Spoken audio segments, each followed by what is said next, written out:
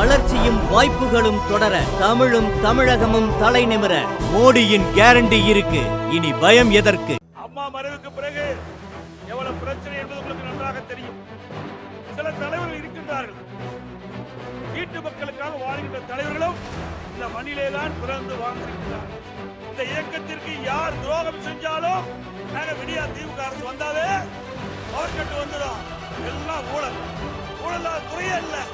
அந்த ஓட்ட ஒழுகிற பஸ், அந்த பஸ்ஸை நம்பி ஏற முடியல. இன்றைக்கு இருக்கின்ற முதலமைச்சர் ஸ்டாலின் போட்ட திட்டம் அத்தனையும் உங்கள் துணையோடு தூளாக்கப்பட்டது.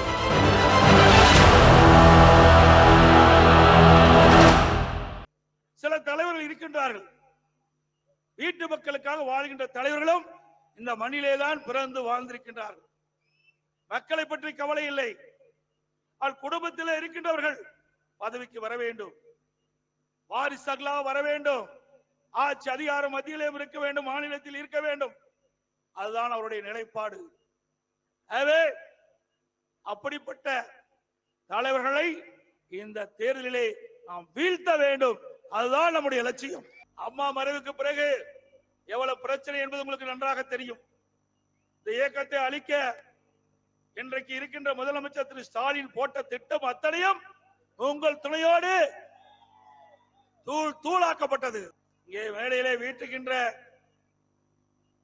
அண்ணன் கே எஸ் செங்கோட்டையன் அவர்கள், திரு வேலுமணி அவர்கள், திரு கே சி கருப்பணன் அவர்கள், இப்படி நாங்கள் எல்லாம் அப்பொழுது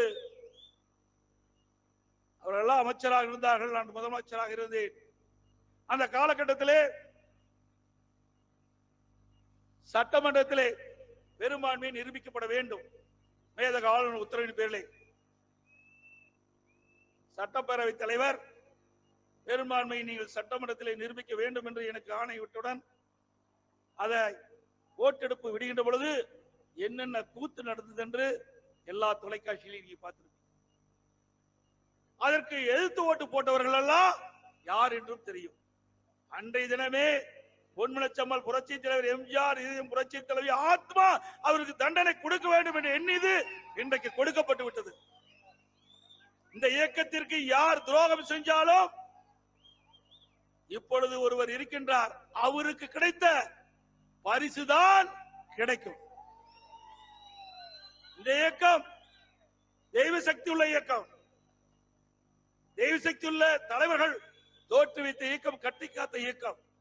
இந்த இயக்கத்திற்கு எவர் ஒருவர் துரோகம் செஞ்சாலும் அவர்களை தானாக அழிந்து போய்விடுவார். இந்த பூமி பூரா விவசாய பூமி.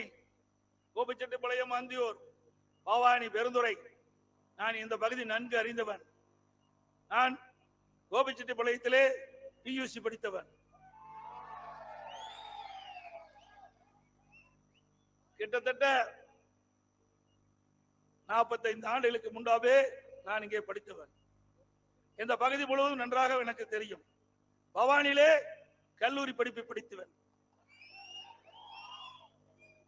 பவானியிலே 6ஆம் முதல் 11ஆம் வரை படித்தவன்.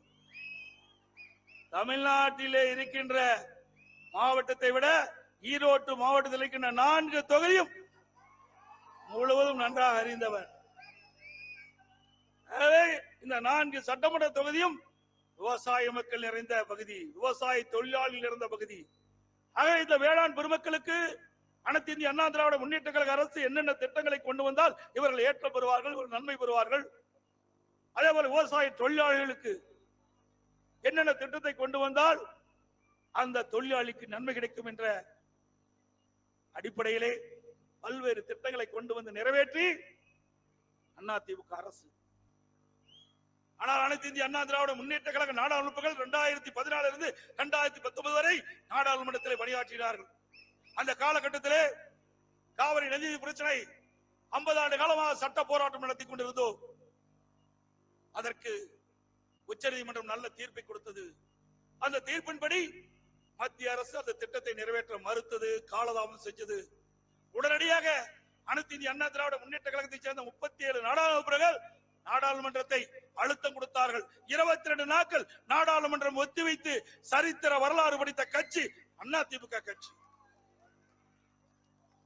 நாடாளுமன்றத்தில் அழுத்தம் கொடுத்த காரணத்தினால்தான் மத்திய அரசு நாம் வைத்த கோரிக்கை உச்சநீதிமன்றத்தை அளித்த தீர்ப்பின்படி காவிரி மேலாண்மை ஆணையம், காவிரி நீர் முறைப்படுத்தும் குழு 2 அமைத்து இன்றைக்கு மாதந்தோறும் நமக்கு கிடைக்க வேண்டிய பங்கு நீர் அதிமுக அரசு இருக்கின்ற வரை நம்முடைய டெல்டா பாசன விவசாயிகளுக்கு, தமிழ்நாட்டு மக்களுக்கு பெற்று தந்தோம். இன்னைக்கு விடியா திமுக ஆட்சி பொறுப்பேற்ற பிறகு நேற்றைய தினம் 29வது காவிரி மேலாண்மை ஆணைய கூட்டம் நடைபெற்றது. அந்த கூட்டத்தில் நமக்கு வழங்க வேண்டிய தண்ணீர், ஒரு சொட்டு தண்ணீர் கூட வழங்க முடியாது என்று கர்நாடக அரசு தெரிவிக்கின்றது. இல்ல திராணி தெம்பு இருந்தா உடனே முதலமைச்சர் தகுந்த பதில் அறிக்கை விட்டுருக்கணும். விடல. தமிழ்நாடு விவசாயிகள் பற்றி கவலை இல்ல, தமிழ்நாட்டு மக்களை பற்றி கவலை இல்ல. அதிமுக அரசு பெற்று தந்த தீர்ப்பை கூட அமல்படுத்தாத கையிலாகாத அரசு விடியா திமுக அரசாங்கம். நமக்கு கிடைக்க வேண்டிய பங்கு நீர் ஒவ்வொரு மாதமும் உச்சநீதிமன்ற தீர்ப்பின்படி மாதம் மாதம் நமக்கு கர்நாடக அணையிலிருந்து தண்ணீர் திறந்து விட வேண்டும். அதுதான் சட்டம். அதுதான் காவிரி மேலாண்மை ஆணையம் ஒவ்வொரு மாதம் கூடி நமக்கு விட வேண்டிய தண்ணீரை, கர்நாடக அரசு விட வேண்டிய தண்ணீரை முறையாக திறந்து விடுவதற்கு ஆணையத்தின் மூலமாக அதை நடைமுறைப்படுத்த வேண்டும். ஆனால் நேற்றைய தினம் கர்நாடக அரசு தெளிவாக சொல்லிவிட்டது, உங்களுக்கு கிடைக்க வேண்டிய நீரை எங்களால் தர முடியாது, ஒரு சொட்டு தண்ணீர் கூட தர முடியாது என்று சொல்லிவிட்டார்கள். அதற்கு இன்று வரை ஆளுகின்ற திராவிட முன்னேற்ற கழக முதலமைச்சர் வாய் திறக்கவில்லை. என்றால் இந்திய கூட்டணி என்ற போர்வையிலே இன்றைய முதலமைச்சர் குளிர் காய்ந்து கொண்டிருக்கின்றார். இன்றைக்கு தமிழ்நாட்டிலே 3 ஆண்டு திராவிட முன்னேற்ற கழக ஆட்சியில இன்றைக்கு திமுக ஒரு பின்னடைவு, இன்றைக்கு மக்களிடத்தில் ஒரு கொந்தளிப்பு, வெற்றி பெற முடியாத ஒரு நிலைமை ஏற்பட்டு விட்டது. கூட்டணியை நம்பி அவர் இந்த தேர்தலில் நிற்கின்றார். இந்தியா கூட்டணி என்ற ஒரு அமைப்பை 26 கட்சிகள் சேர்ந்து ஒன்றாக அமைத்தது. அந்த கூட்டணியிலே முதற் கூட்டம், 2வது கூட்டம் பெங்களூர் நடந்தது. அப்பொழுது நம்முடைய தமிழ்நாடு முதலமைச்சர் ஸ்டாலின் அவர்கள் பெங்களூர் செல்கிறார். அங்க இருக்கின்ற கர்நாடக நீர்ப்பாசனத்துறை அமைச்சர் அவரை சால்வி அளித்து வரவேற்கிறார். அந்த கூட்டத்திலே முதலமைச்சர் இடம்பெறுகிறார், கர்நாடக முதலமைச்சர் இடம்பெறுகிறார், காங்கிரஸ் கட்சி சேர்ந்த தலைவர்கள் எல்லாம் இடம்பெறுகிறார்கள். நமக்கு வழங்க வேண்டிய பங்கு நீரை அப்ப கேட்டு பெற்றிருந்தால் நிச்சயம் நமக்கு திறந்து விட்டுப்பார். அந்த காலகட்டத்தில் நமக்கு கிட்டத்தட்ட ஒரு 70 டிஎம்சி தண்ணி கர்நாடக தர வேணும், தரவில்லை, திறந்து விடவில்லை. அது மட்டுமல்ல, அப்படி கோரப்பா ஒண்ணு இல்லப்பா, கோரு குப்பைக்கு தீ வச்சிருக்கிறாங்க வை.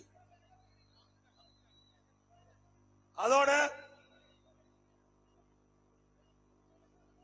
திரு ஸ்டாலின் 2023 ஜூன் மாதம் மேட்டூருக்கு நேராக வந்து குறுவை சாகுபடிக்கு தண்ணீர் திறந்து விடுவதாக பத்திரிகைகளை செய்தி வெளியிட்டு, அப்பொழுது மேட்டூர் அணையிலிருந்து தண்ணீர் திறக்கின்ற பொழுது பேசுகிறார், நானும் டெல்டா காரன் என்று வீரவசனம் பேசிய முதலமைச்சர் இன்றைய முதலமைச்சர் திரு ஸ்டாலின் அவர்கள் வீரவசனம் பேசி தண்ணீரை திறந்து விட்டார் குறுவை சாகுபடிக்கு.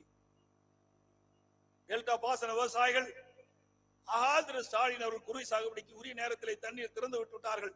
நாமும் குறுவை சாகுபடி பயிர் செய்யலாம் என்று அவர்களும் சுமார் 5 லட்சம் ஏக்கர்ல குறுவை சாகுபடி பயிர் செய்தார்கள். ஆனால் 1.5 மாதம் கழித்து மேட்டூர் அணை வர தண்ணீர் குறைந்து விட்டது. அங்க இருக்கின்ற டெல்டா பாசனத்தில் இருக்கின்ற பயிர்களுக்கு போதிய தண்ணீர் இல்லை, காய்கின்ற சூழ்நிலை. அப்பொழுதுதான் இந்தியா கூட்டணிக்கு பெங்களூர் சென்றார். உண்மையிலேயே விவசாயம் மீது அக்கறை இருந்தால், தமிழ்நாட்டு மக்கள் மீது அக்கறை இருந்தால் தாராளமாக கேட்கலாம். நமக்கு வழங்க வேண்டிய நீரில் இருந்து பங்கு நீரை ஒரு 10 டிஎம்சி தண்ணீரை நீங்கள் வழங்கினால் 5 லட்சம் குறுவை சாகுபடி விவசாயிகள் பயிரிட்டிருக்காங்க, அதையெல்லாம் காப்பாற்றிருக்கலாம். அதை பற்றி எல்லாம் கவலை இல்லை. இந்திய கூட்டணியில் இதை பேசினால் நம்ம ஏதாவது இந்த கூட்டணியில் விலக்கி விடுவார் என்ற அச்சத்தின் அடிப்படையிலே அவரிடத்திலே இந்த கோரிக்கையை வைக்கல. உண்மையிலே கோரிக்கை வைக்கப்பட்டிருந்தால் மனிதாபிமானுடன் அவர்கள் அந்த 10 டிஎம்சி தண்ணீரை திறந்து விட்டிருந்தால் சுமார் 3 லட்சம் ஏக்கர் குறுவை சாகுபடி பயிரை காப்பாற்றிக்கலாம். நான் ஒரு விவசாயி என்ற முறையிலே சொல்கிறேன். ஒரு விவசாயி சாதாரணம் அல்ல. இரவென்று பகல் என்று பாராமல் உழைத்து அந்த பயிரை வளர்த்து அறுவடை செய்கின்றவரை ஒரு குழந்தையை பாதுகாப்பதை போல பயிரை பாதுகாத்து அறுவடை செய்கின்றவர் விவசாயி. அப்படி விவசாயி துன்பத்திலே துயரத்திலே வாடிக்கொண்டிருக்கின்ற பொழுது நீங்கள் அந்த விவசாயிகளுக்கு பரிந்து பேசி நமக்கு கிடைக்க வேண்டிய தண்ணீரை பெற்று தராத முதலமைச்சர் இந்த நாட்டிற்கு தேவைதானா? இன்றைக்கு அந்த விவசாயிகளுக்கு ஒவ்வொரு ஆண்டும் அனைத்து இந்திய அண்ணா திராவிட முன்னேற்ற கழக அரசு இருக்கின்ற பொழுது பயிர் காப்பீட்டு திட்டத்தில் சேர்க்கப்பட்டு அவர்களுக்கு ஏதாவது இயற்கை பேரிடர், வறட்சி, புயல், வெள்ளம் வந்தா அந்த பயிர் பாதிக்கப்பட்டா அந்த பயிர் காப்பீட்டு திட்டத்தின் இன்சூரன்ஸ் மூலமாக ஒரு ஹெக்டருக்கு 84,000 ரூபாய் பெற்று தரப்படும். இதெல்லாம் அண்ணா திமுக ஆட்சியில விவசாயிகள் செஞ்சோம். ஆனா விடியா திமுக ஆட்சியில விவசாயிகளை எந்த அளவுக்கு புறக்கணிக்கப்படுகிறது என்பதை நேரத்தில் சுட்டிக்காட்டுகிறேன். அது மட்டுமல்ல, இதுவரை தேர்தல் பிரச்சாரம் கிட்டத்தட்ட அவரும் ஒரு 15 தேர்தல் பிரச்சார கூட்டத்தில் கலந்து கொண்டு பேசியிருக்கிறார். அவருடைய மகன் 25 தேர்தல் பிரச்சார கூட்டத்தில் பேசியிருக்கிறார். ஒரு கூட்டத்திலேயாவது விவசாயிகளை பற்றி பேசினார்களா? ஒரு பொதுக்கூட்டத்திலேயாவது உழைக்கின்ற விவசாயிகளை பற்றி பேசினார்களா? விவசாய துன்பத்தை பற்றி பேசினார்களா? விவசாய தொழிலாளி பற்றி சிந்தித்தார்களா? எண்ணி பாருங்க. அதேபடி உழைப்புக்காக பிறந்த அந்த விவசாயிகளை புறக்கணிக்கின்ற அரசு திராவிட முன்னேற்ற கழக அரசு. அந்த உழைப்பை நம்பி வாழுகின்ற அந்த விவசாயிகளுக்காக குரல் கொடுக்கின்ற அரசு, விவசாயிகளை காப்பாற்றுகின்ற விவசாய தொழிலாளியை காப்பாற்றுகின்ற ஒரே அரசாங்கம் அண்ணா திமுக அரசாங்கம், அண்ணா திமுக கட்சி. அதே போல திராவிட முன்னேற்ற கழகம் 2021 சட்டமன்ற பொதுத் தேர்தல் போது 520 அறிவிப்புகள் வெளியிட்டாங்க. நிறைவேற்ற முடியாத அறிவிப்புகள். இன்று வரை 3 ஆண்டு கால திராவிட முன்னேற்ற கழக ஆட்சியில ஒரு 10% அறிவிப்புகளை நிறைவேற்றல. அது எங்க பார்த்தாலும் திரு ஸ்டாலின் அவரும் உதயநிதி ஸ்டாலின் பேசுவதெல்லாம் எங்களுடைய தேர்தல் அறிக்கையிலே இல்லத்து அரசியலுக்கு, குடும்ப தலைவிகளுக்கு மாதந்தோறும் 1000 ரூபாய் உரிமத்தை வழங்குவதாக தம்பட்டம் அடிக்கிறார். இவர் வீட்டுல இருந்தா எடுத்து கொடுக்கிறாரு. எல்லாம் உங்க பணங்க, ஏதோ வரி பணத்துல தான் கொடுக்கிறாரு. ஏன்னா இவர் வீட்டு பணத்துல இருந்து கொடுக்க நினைச்சுக்காதீங்க. இதே அனைத்து இந்திய அண்ணா திராவிட முன்னேற்ற கழக தேர்தல் அறிக்கையிலும் நாங்கள் குறிப்பிட்டிருந்தோம். அண்ணா திமுக ஆட்சிக்கு வந்தாலும் மாதந்தோறும் குடும்ப தலைவிக்கு உதவித்தொகை, ஊக்கத்தொகை வழங்கப்படும் என்ற அறிவிப்பை அண்ணா திமுக கொடுத்தது. நம்ம பகுதியெல்லாம் வெற்றி வாகை சூழ்நிலைகள், சில பகுதியிலே நம்முடைய சட்டமன்ற உறுப்பினர்கள் வேட்பாளர்கள் வெற்றி பெறாத காரணத்திலே எதிர்கட்சி வரிசையில் இருக்கின்றோம். அதுவும் 27 மாதங்கள் தொடர்ந்து சட்டமன்றத்திலே நானும் இங்க இருக்கின்ற அண்ணன்மார்களும் தொடர்ந்து சட்டமன்றத்திலே குரல் கொடுத்ததின் விளைவு, இந்த விடியா திமுக ஆட்சிக்கு அழுத்தம் கொடுத்த விளைவு, அண்ணா திமுக பொதுக்கூட்டத்திலே தொடர்ந்து பேசியது காரணத்தினாக ஊடகத்தின் வாயிலாக, பத்திரிகையின் வாயிலாக, அறிக்கையின் வாயிலாக தொடர்ந்து இந்த அரசாங்கத்துக்கு அழுத்தம் கொடுத்தோம். 2021 சட்டமன்ற பொதுத் தேர்தல் போது திராவிட முன்னேற்ற கழகத்தின் சார்பாக இன்றைய முதலமைச்சர் அன்றைக்கு எதிர்க்கட்சி தலைவர் திரு ஸ்டாலின் அவர்கள் தேர்தல் அறிக்கை வெளியிட்டீங்களே, மாதந்தோறும் குடும்ப தலைவிகளுக்கு 1000 ரூபாய் உரிமை தொகை கொடுப்புன்னு சொன்னீங்க, ஏன் கொடுக்கல அப்படின்னு தொடர்ந்து நாங்க அழுத்தம் கொடுத்தோம். அதனால வேற வழி இல்லாத ஆட்சி பொறுப்பேற்று 27 மாதம் கழிச்சுதான் மாதந்தோறும் 1000 ரூபாய் குடும்ப உரிமை தொகை கொடுத்தாங்க. சும்மாலாம் கொடுக்கல, நாங்க வச்ச கோரிக்கை, நாங்க கொடுத்த அழுத்தம். அதே போல பேருந்துல இன்னைக்கு நம்முடைய மகளிர் ஏறினா கட்டணம் இல்லாம இலவசமா பயணம் செய்யலாம் சொன்னாங்க. அப்போ தேர்தல் அறிக்கையில் என்ன குறிப்பிட்டாங்க? எல்லா நகர பேருந்துகளிலும் இலவசமாக மகளிர் பயணம் செய்யலாம். ஆனா ஆட்சிக்கு வந்த பிறகு முன்னுக்கும் பஸ்ஸுடைய முன்பகுதியும் பின்பகுதியும் பிங்க் கலர் அடிச்சு இந்த பஸ்ல ஏறினா தான் கட்டணம் இல்லாம பெண்கள் பயணம் செய்யலாம். அதுல 5 பஸ்ல ஒரு பஸ் தான் அந்த முன்னும் பின்னும் பிங்க் கலர் அடிச்சு இயக்கிட்டு இருக்காங்க. பல இடத்துல பஸ்ஸை நிறுத்திட்டாங்க, ட்ரிப்பை தடை பண்ணிட்டாங்க. 4 ட்ரிப் போயிட்டு இருந்து 3 ட்ரிப் தான் போயிட்டு இருக்குது. அது ஓட்ட ஒழுகிற பஸ், அந்த பஸ்ஸை நம்பி ஏற முடியல. இன்னைக்கு சிவகங்கையில அங்க இருக்கின்ற பேருந்து ஓட்டுநர் எடுத்துட்டு நேரா கொண்டு கலெக்டர் நிறுத்தி டயரை கட்டுறார். இப்படி பாருங்க, டயர் எல்லாம் நூல் வந்துட்டு, இதை வச்சு நான் எப்படி ஓட்டுறதுன்னு. அங்க பிரேக் பிடிக்காது, லைட் இல்ல, டீசலும் இல்ல, பழியில் இன்னும் போயிருது. இப்படிப்பட்ட நிர்வாக திறமையற்ற பொம்மை முதலமைச்சர் தமிழகத்தை ஆண்டு கொண்டிருக்கின்றார். அதான் நாங்க சுட்டி காட்டுறோம். ஒரு திறமையான நிர்வாகம் அதிமுக ஆட்சியில் இருந்தது. இன்னைக்கு போக்குவரத்து தொழிலாளர் போராட்டம் பண்றாங்க, அரசு ஊழியர்கள் போராட்டம் பண்றாங்க, சத்துணவு அமைப்பாக போராட்டம் பண்றாங்க, விவசாயிகள் போராட்டம் பண்றாங்க. போராட்டம் நடைபெறாத நாளே இல்ல, எல்லாரும் போராட்டம் பண்ணிட்டு இருக்காங்க. விடியா திமுக ஆட்சியில மக்கள் பட்டது துன்பம் தான். ஆக இந்த ஆட்சியில வேதனை தான் மிச்சம். அதே போல அனைத்து இந்திய அண்ணா திராவிட முன்னேற்றங்களை ஆட்சி இருக்கும் போது இந்த மழை காலத்தில் பெய்கின்ற நீர் ஆங்காங்க தேங்கி வைக்க வேண்டும் என்பதற்காக பவானி சாகர்ல இருந்து பவானி வரை 7 செக் டேம் கொடுத்தேன். 7 செக் டேம், ஒவ்வொரு செக் டேம் 20 கோடி ரூபாயில கதவணை போட்டு கொடுத்தேன். இங்க பவானி சாகர் மேட்டுப்பாளையத்திலிருந்து பவானி வரை ஒரே ஒரு செக் டேம் தான் கட்டிக்கிறாங்க. அண்ணா திமுக ஆட்சி இருக்கும் போது அண்ணன் கே செங்கோட்டையன் அண்ணன் கே சி கருப்புல போய் அடிக்கல் நாட்டினாங்க. அந்த திட்டத்தையும் ரத்து பண்ணிட்டாங்க. ஆக நீர் சேமிப்பு, நீர் மேலாண்மை, கிடைக்கின்ற நீரை சரியாக பயன்படுத்த வேண்டும். அதற்காக இந்த பகுதி மக்களுக்கு தேவையான நீரை கொடுக்க என்பதற்காக இந்த தடுப்பணை கட்டினேன். ஏன்னா ஒரு வறட்சியான காலத்துல இந்த அத்திக்கடை அவனாட்சி திட்டத்திற்கு நீர் கிடைக்கவிட்டால் அது நின்று போய்விடும். அதனால இந்த 7 இடத்திலையும் 1 டிம்ஸ் தண்ணி தேக்கி ஏதாவது தண்ணி பற்றாக்குறை வருகின்ற பொழுது இந்த செக் டேம்ல இருந்து தண்ணீரை திறந்து நம்முடைய நீரேற்றின் மூலமாக அத்திக்கடை அவனாசி திட்டம் என்றைக்கும் வற்றாத ஒரு பகுதியாக இருக்க வேண்டுவதற்காக இந்த திட்டத்தை கொண்டாந்தேன். அதையும் நீங்க ரத்து பண்ணிட்டாங்க. அதே போல இந்த பகுதியில பாத்தீங்கன்னா கோபியிலிருந்து ஈரோடு வரை 4 வழிச்சாலை, சிறப்பான 4 வழிச்சாலை அதிமுக ஆட்சியில தான் கொடுத்தோம். அதே போல அதிமுக ஆட்சியில சத்தியமங்கலம் டு பவானி அந்த திட்டத்தை கொண்டாந்தேன், கிடப்புல போட்டாங்க. மேட்டுப்பாளையம் டு சத்தியமங்கலம் 4 வழிச்சாலை கிடப்புல போட்டாங்க. அதோட ஈரோடு மேட்டூர் வரை 4 வழிச்சாலை சாங்ஷன் பண்ணி கொடுத்தேன். ஆனா விடியா திமுக அரசு திட்டமிட்டு அந்த திட்டத்தை மாற்றி 2 பக்கமும் 1.5 மீட்டர் அகலத்துக்கு அந்த நிலத்தை எடுத்து இன்றைக்கு விரிவுபடுத்தியிருக்கிறாங்க. 4 வழிச்சாலை போய்விட்டது. ஆக இந்த ஈரோடு மாவட்டம் இந்த 4 தொகுதியில் இருக்கின்ற மக்கள் பயன்பெற வேண்டும், விபத்தலாக பயன்பட வேண்டும் என்பதற்காக இந்த திட்டத்தை எல்லாம் கொண்டு வந்தோம். அதே போல திராவிட முன்னேற்ற கழக தேர்தல் அறிக்கையிலே பல குறிப்பிட்டாங்க. ஆட்சிக்கு வந்த 100 நாள் வேலை திட்டத்தை 150 நாளாக உயர்த்தப்படும். உயர்த்திருக்காங்களாமா? பேச மாட்டேங்கிறீங்களாமா? உயர்த்தல. 100 நாள் வேலை திட்டத்தை 150 நாளாக உயர்த்தப்படும் சொன்னாங்க. அதுவும் செயல்படுத்தல. ரேஷன் கடையில 1 கிலோ சர்க்கரைக்கு 2 கிலோ சர்க்கரை கொடுக்கறாங்க, போட்டாங்களா? இன்னைக்கு வங்கியில அந்த நம்முடைய இளைஞர்கள் கல்வி கடன் வாங்கினாங்க, ரத்து பண்ணிருக்காங்களா? நாளைக்கு தங்கம் 20,000 30,000 50,000 60,000 உயர்த்தினாங்க, திட்டத்தையே ரத்து பண்ணிட்டாங்க. எவ்வளவு ஆட்சிக்கு வந்தா 2 மாதத்துக்கு ஒரு முறை மின் கணக்கீடு எடுத்துட்டு இருக்காங்க. அது மாதந்தோறும் கணக்கீடு தான் சொன்னாங்க, அப்படியே செய்யறாங்க. இப்ப ஆட்சிக்கு வந்த பிறகு 52% மின் கட்டணம் உயர்ந்து விட்டது. நகர பகுதியில் பேரூராட்சி பகுதியில் வீட்டு வரி 100% உயர்த்தப்பட்டு விட்டது. கடை வரி 150%.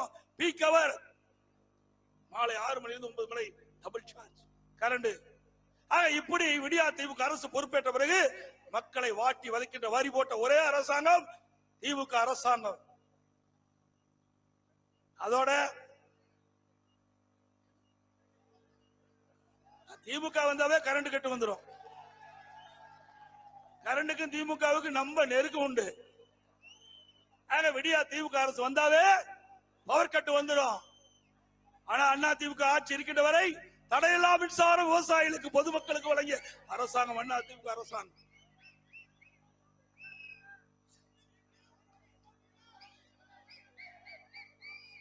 அதே போல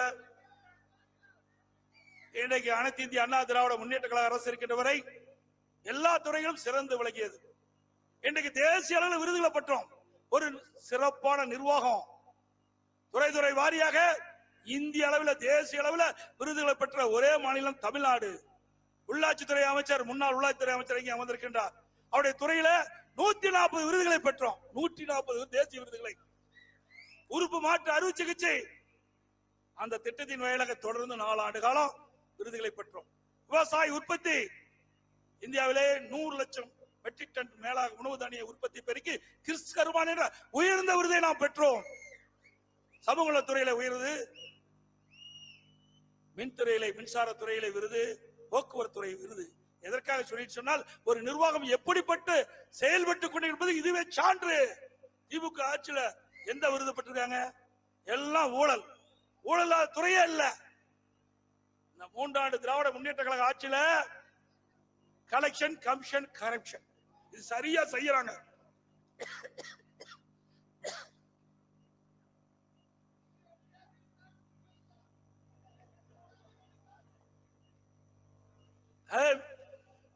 நம்முடைய வெற்றி வேட்பாளர் திரு பி. அருணாச்சலம் அவர்கள் உங்களுடைய வீட்டில் ஒருவராக இருக்கின்றார். அதற்கு இரட்டை சின்னத்தில் வாக்களித்து பெருவாரியான வாக்கு வித்தியாசத்தில் அவரை வெற்றி பெற செய்ய வேண்டும். இன்றைக்கு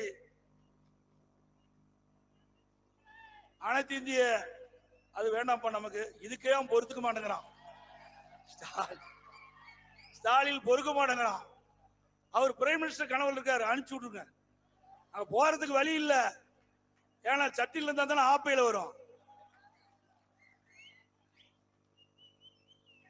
அது மட்டுமல்ல, இந்த 4 சட்டமன்ற தொகுதி கோபிச்செட்டிப்பாளையம், அந்தியூர், பவானி, பெருந்துறை கிட்டத்தட்ட 89ஆம் ஆண்டு மாண்பு அம்மா அவர்கள் தனியாக இயக்கத்தை தோற்றுவித்த போது சேவல் சின்னத்திலே வெற்றி பெற்றது இந்த 4 தொகுதி.